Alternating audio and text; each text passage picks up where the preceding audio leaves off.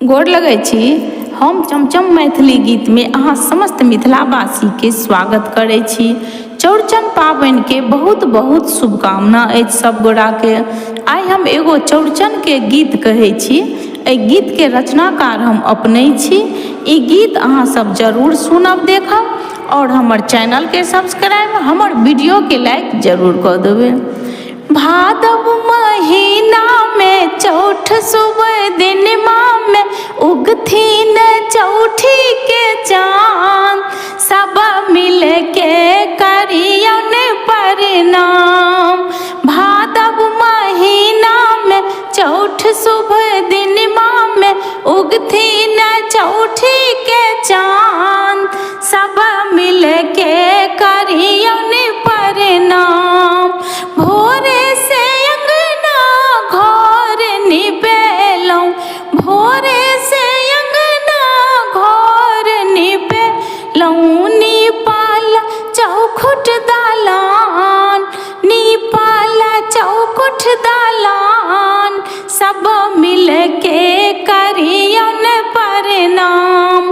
भादव महीना में चौठ शुभ दिनमा में उगथिन चौठी के चाँद, सब मिल के करियन प्रणाम। डाली में पूरी पुरकिया बनेलौं, डाली में पूरी पुरकिया बनेलौं। रंग बिरंगक टिकी नमकीन बनेलौं, रंग बिरंगक टिकी नमकीन बनेलौं।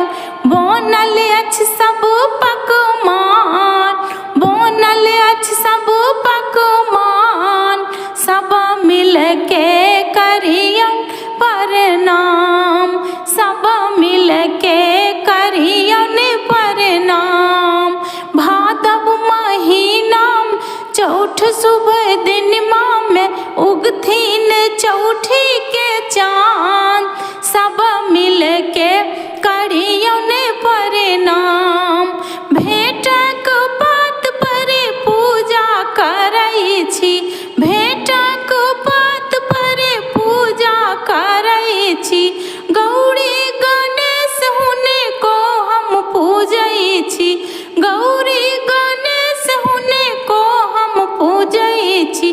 देता ई सब वरदान, देता ई सब वरदान, सब मिल के करियन प्रणाम।